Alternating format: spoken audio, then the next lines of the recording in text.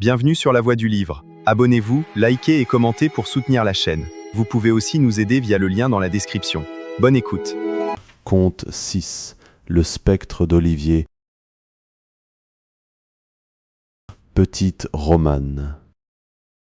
Olivier Prévillard et Baudouin Vertelon, nés tous deux dans la ville de Caen, se lièrent dès l'enfance de la plus étroite amitié. Ils étaient à peu près du même âge, leurs parents étaient voisins. Tout concourut à rendre durable l'amitié qu'ils avaient l'un pour l'autre. Un jour, dans une exaltation de sentiments assez ordinaire à la première jeunesse, ils se promirent de ne jamais s'oublier et jurèrent même que celui qui mourrait le premier viendrait à l'instant trouver l'autre pour ne plus le quitter. Ils écrivirent et signèrent ce serment de leur propre sang. Mais bientôt les inséparables, car c'était ainsi qu'on les avait surnommés, se virent forcés de s'éloigner l'un de l'autre. Ils avaient alors 19 ans. Olivier, qui était fils unique, resta à Caen pour seconder son père dans les soins du commerce. Baudouin fut envoyé à Paris pour faire son droit parce que son père le destinait au barreau. On se figure aisément la douleur que cette séparation causa aux deux amis. Ils se firent les plus tendres adieux, se renouvelèrent leurs promesses et écrivirent encore de leur sang un nouveau serment de se rejoindre, même après la mort, si le ciel voulait le permettre. Le lendemain, Baudouin partit pour Paris. 5 années se passèrent dans une parfaite tranquillité. Baudouin avait fait les plus rapides progrès dans l'étude des lois, et déjà on le comptait au nombre des jeunes avocats les plus distingués. Les deux amis entretenaient une correspondance suivie et continuaient à se faire part de toutes leurs actions et de tous leurs sentiments. Enfin Olivier écrivit à son ami qu'il allait se marier avec la jeune Apolline de Lalonde, que ce mariage le mettait au comble de ses vœux, qu'il avait besoin de faire un voyage à Paris pour y prendre quelques papiers importants, et qu'il aurait le bonheur d'emmener à Caen son cher Baudouin pour le rendre témoin de son hymen. Il annonçait qu'il arriverait sous peu de jours à Paris par la voiture publique. Baudouin, charmé de l'espoir de revoir bientôt Olivier, se rendit au jour marqué à la voiture, mais il n'y trouva point son ami. Un jour, 2 jours se passèrent de même. Enfin, le 4e jour, Baudouin alla assez loin sur la route de Caen, au-devant de la diligence. Il la rencontra enfin, et quand il fut à une distance convenable, il vit bien distinctement à la portière Olivier extrêmement pâle, vêtu d'un habit de drap vert, orné d'une petite tresse d'or, un chapeau bordé était rabattu sur ses yeux. La voiture passa fort vite, mais Baudouin entendit Olivier lui dire, en le saluant de la main, « Tu me trouveras chez toi ». Le jeune avocat suivit la voiture et arriva au bureau peu de temps après. N'y trouvant point Olivier, il demanda au voyageur où était le jeune homme qu'il avait salué sur la route et qui lui avait parlé, mais personne ne put rien comprendre à ces questions. En vain il désigna la figure et l'habillement de celui qu'il cherchait. On n'avait point vu dans la voiture d'homme en habit vert. Le conducteur de la diligence s'informa du nom de celui qu'on demandait. Ayant entendu nommer Olivier Prévillard, il répondit qu'il n'était pas sur sa liste, mais qu'il le connaissait très bien, que c'était le jeune homme le plus aimable de Caen, qu'il l'avait laissé en bonne santé et qu'il arriverait à Paris, dans 3 jours au plus tard. Après ces éclaircissements, Baudouin se retira, ne sachant que penser de son aventure. En rentrant chez lui, il demanda à son domestique si personne n'était venu. Le domestique répondit que non. Alors Baudouin entra seul dans sa chambre, un flambeau à la main, car il commençait à faire nuit. Après qu'il eut fermé la porte, il aperçut auprès de la cheminée l'homme habillé de vert. Il était assis et on ne pouvait voir sa figure. Baudouin approche et dirige son flambeau sur l'inconnu qui, levant soudain un œil fixe et découvrant sa poitrine percée de 20 coups de poignard, lui dit d'une voix sombre « C'est moi, Baudouin, c'est ton ami Olivier, qui fidèle à son serment. » À ces mots, Baudouin jette un cri et tombe évanoui. Le domestique accourt au bruit de sa chute et le fait revenir à force de soins. En rouvrant les yeux, Baudouin aperçoit encore Olivier et le montre à son valet. Celui-ci dit qu'il ne voit personne. Baudouin lui ordonne de s'asseoir sur la chaise où Olivier est assis. Le domestique obéit comme s'il n'y avait personne sur ce siège, et l'ombre semble y demeurer encore.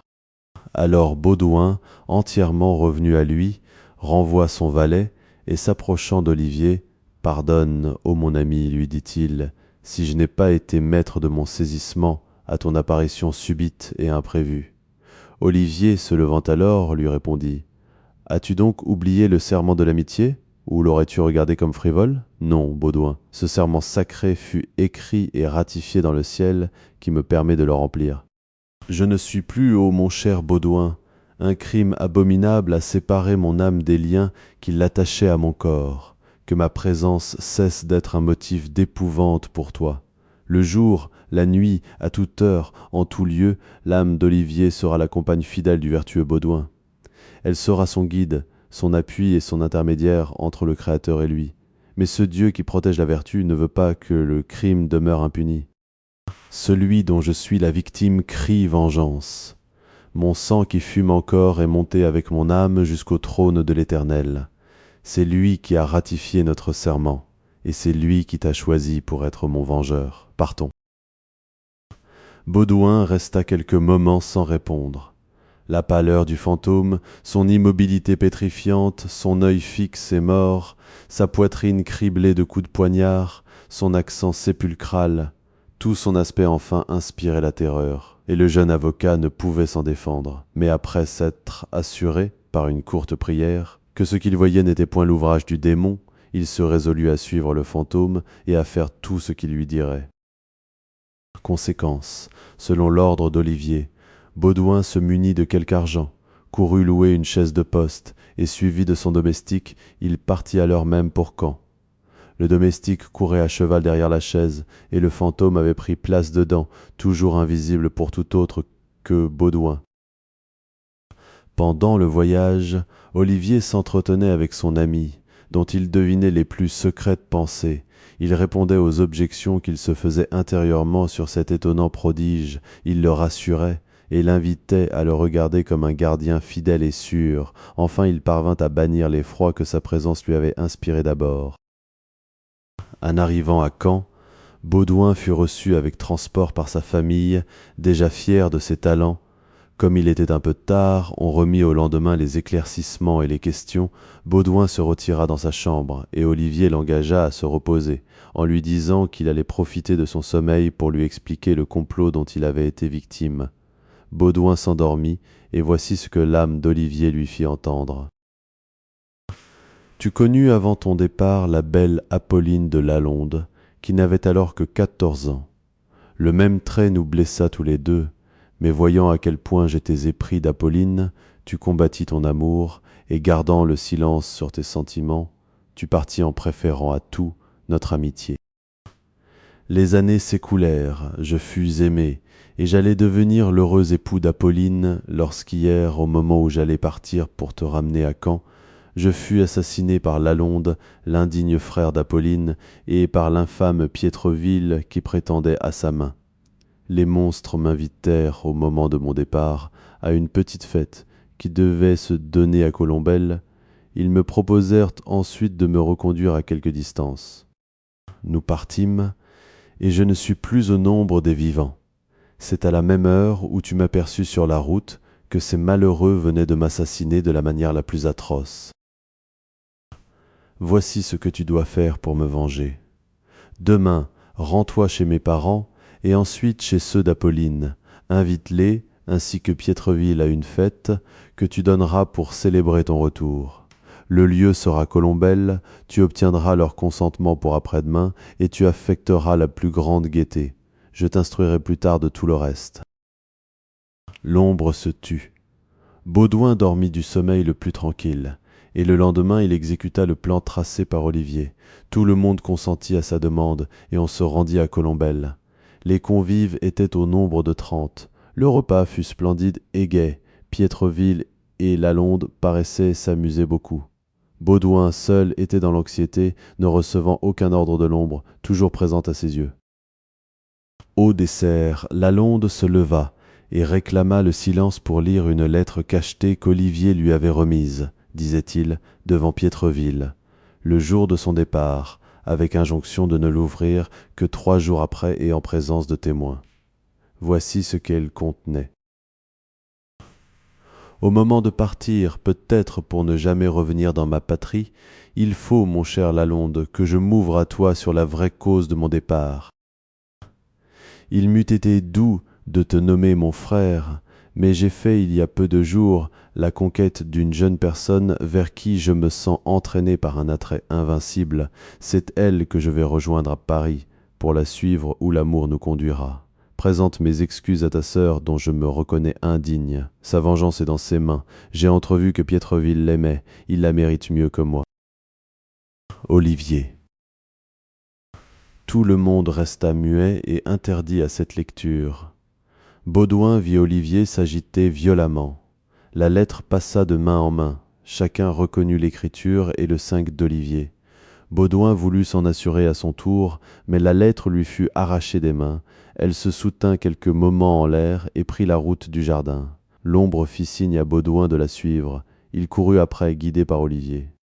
Toute la compagnie les suivit, et l'on retrouva la lettre au pied d'un gros arbre, assez éloigné de l'endroit de la fête, à l'entrée d'un grand bois, et sur un tas de pierres amoncelées. Baudouin se saisit de la lettre en s'écriant « Que signifie ce mystère ?»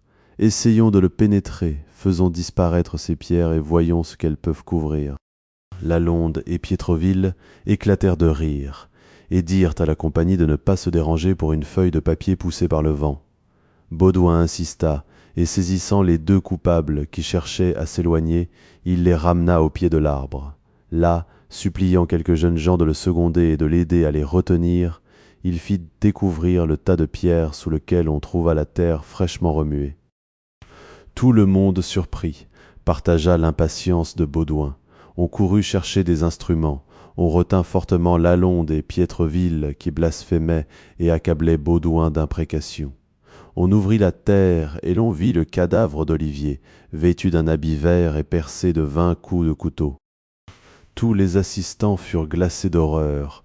Le père d'Olivier s'évanouit et Baudouin s'écria d'une voix forte « Voilà le crime et voici les assassins. Secourez ce père infortuné, qu'on porte ce cadavre devant les juges, et que Lalonde, Piétreville et moi soyons sur-le-champ conduits dans les prisons. » On exécuta tout ce que Baudouin avait demandé. La justice se saisit de cette affaire, et le procès s'entama dès le lendemain. Les formalités préliminaires furent bientôt remplies. Le jour de la discussion arriva.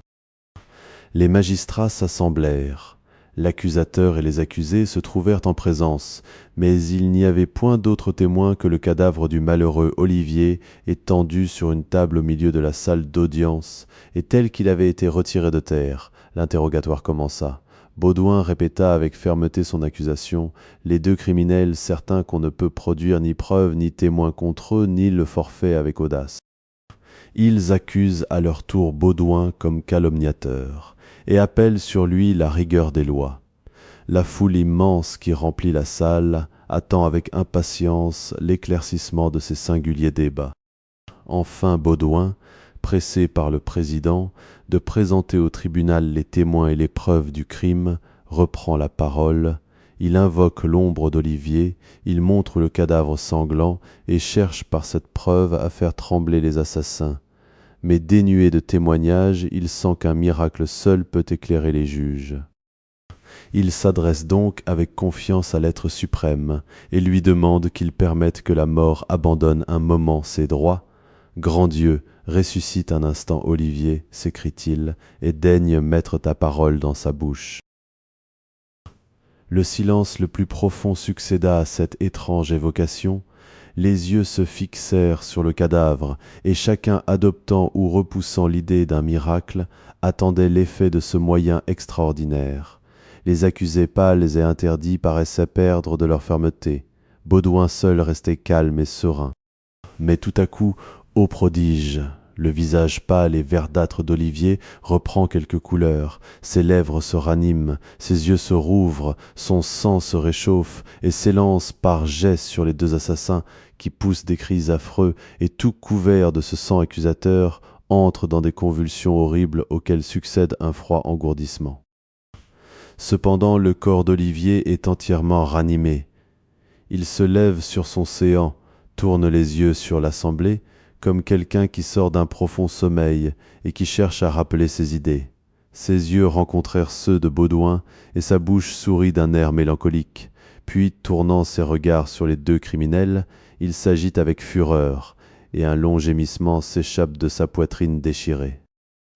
Il parle enfin, et d'une voix sonore, il annonce que Dieu lui permet de confondre les coupables, il dévoile leur complot, il raconte comment ils l'ont assassiné, après avoir entrepris vainement de lui faire signer la fausse lettre. Il fait connaître tous les détails du crime, de quelle manière Baudouin en a été instruit, et comment, guidé par lui-même, il est parvenu à mettre au jour le forfait. Il est encore d'autres témoins, dit-il, en étendant le bras vers les juges. Voyez cette main déchirée et les cheveux qu'elle renferme. Ce sont ceux du barbare Lalonde. Lorsque ces deux tigres me traînaient expirant au pied de l'arbre, où ils se proposaient de cacher mon cadavre, la nature faisant en moi un dernier effort, se ranima un moment, je saisis d'une main les cheveux de Lalonde et de l'autre le bras de Piétreville, où mes doigts s'enfoncèrent tellement que le scélérat en porte encore la marque terrible. Pour Lalonde, voyant qu'aucune puissance ne pouvait me faire lâcher ses cheveux, il pria son ami de les lui couper avec des ciseaux qu'il portait sur lui. « Baudouin, approche, c'est à toi que je remets ces témoins muets. Non contents de ce meurtre abominable, les lâches se sont encore emparés de l'argent que je portais et de 4 médailles. Ils en ont chacun 2 sur eux en ce moment. Voilà, juges et concitoyens, ce que j'avais à dire. La mort redemande sa proie. La nature ne peut souffrir plus longtemps que son ordre soit troublé. Mon corps va se rendre au néant et mon âme à sa destination. » Mesure qu'Olivier prononçait ces derniers mots d'une voix faible et languissante. On voyait son corps se flétrir, son visage se décolorer, son œil s'éteindre. Il retomba enfin dans l'état de mort, dont une main puissante venait de le retirer. Un engourdissement profond, une froide stupeur s'était emparée de l'assemblée à la vue de ce prodige, mais bientôt des cris d'indignation succédèrent au plus morne silence. Tous les indices donnés par Olivier furent vérifiés et trouvés véritables. Les scélérats furent condamnés au dernier supplice et traînés sur l'échafaud où ils expirèrent chargés de malédictions. Olivier vengé apparut à Baudouin sous la forme aérienne que nous donnons aux anges de lumière. Il engagea son ami à épouser la charmante Apolline, et le vengeur d'Olivier devint aisément son successeur. Le père d'Apolline mourut de chagrin d'avoir vu son fils monter sur l'échafaud. Sa mort laissa sa fille libre de contracter un mariage auquel ses autres parents l'engageaient vivement. Les deux époux vinrent s'établir à Paris. Leur union fut heureuse, et Olivier, sans cesse présent aux yeux de Baudouin, lui servit de guide jusqu'à la mort. Spectre qui, excitant la tempête. Le prince de Radziwill, dans son voyage de Jérusalem, raconte une chose fort singulière dont il a été le témoin. Il avait acheté en Égypte 2 momies, l'une d'homme, l'autre de femme, et les avait enfermées secrètement dans des caisses qu'il fit mettre dans son vaisseau lorsqu'il s'embarqua à Alexandrie pour revenir en Europe. Il n'y avait que lui et 2 domestiques qui le sussent, parce que les Turcs ne permettent que difficilement qu'on emporte ces momies, croyant que les chrétiens s'en servent pour des opérations magiques. Lorsqu'on fut en mer, il s'éleva une tempête qui revint à plusieurs reprises avec tant de violence que le pilote désespérait de sauver son vaisseau. Tout le monde était dans l'attente d'un naufrage prochain et inévitable. Un bon prêtre polonais qui accompagnait le prince de Radziwill récitait les prières convenables à une telle circonstance. Le prince et sa suite y répondaient. Mais le prêtre était tourmenté, disait-il, par 2 spectres, un homme et une femme, noirs et hideux, qui le harcelaient et le menaçaient de le faire mourir. On crut d'abord que la frayeur et le danger du naufrage lui avaient troublé l'imagination. Le calme étant revenu, il parut tranquille, mais la tempête recommença bientôt. Alors ces fantômes le tourmentèrent plus fort qu'auparavant, et il n'en fut délivré que quand on eut jeté les 2 momies à la mer, ce qui fit en même temps cesser la tempête. Conte 11. Le cheval sans fin. J'ai toujours aimé les voyages, et semblable aux Juifs errants, je ne restais jamais dans le même lieu. Tantôt en voiture, tantôt à cheval, tantôt à pied, j'étais toujours par monts et par vaux. Un soir, vers la brune accablée de lassitude, je dis tout haut: si j'avais un cheval, je serais bien heureux. À peine avais-je fini ce souhait qu'un cavalier passa et me dit: Monsieur, vous avez l'air bien fatigué. Vous avez encore 3 lieues à faire. Si vous voulez profiter de la croupe de mon cheval, il ne tient qu'à vous. J'hésitais. Cependant, la nécessité me força à accepter, et me voilà derrière le cavalier. Nous n'avions pas fait 500 pas qu'un second voyageur se présente. Même offre, encore acceptée. Bientôt après un troisième, un quatrième, un cinquième, un sixième. Enfin un 12e est à la file, et le cheval de s'allonger pour laisser de la place au dernier venu. Depuis longtemps la peur s'était emparée de moi. Je n'osais respirer, et j'étais plus mort que vif. Mais que devins-je lorsque je vis que la maudite monture allouait d'une vitesse égale à la foudre et prenoit un chemin nouveau. Ah ciel, m'écriai-je, notre Seigneur était en même compagnie que nous, ils étaient 13, et le 13e était Judas, qui le vendit. Nous avons certainement un Judas parmi nous, Jésus ne nous abandonnait pas. Au même instant, des hurlements épouvantables se firent entendre, et bientôt après je ne sentis plus rien autour de moi. Cependant, j'allais toujours avec une rapidité extraordinaire, et je me trouvais presque à la même place où j'avais rencontré mon maudit cavalier. Voilà, messieurs, ce qui m'a dégoûté de voyager et m'a rendu moins incrédule sur les esprits. Nous ne savions que dire de cette aventure lorsque le second commença son récit.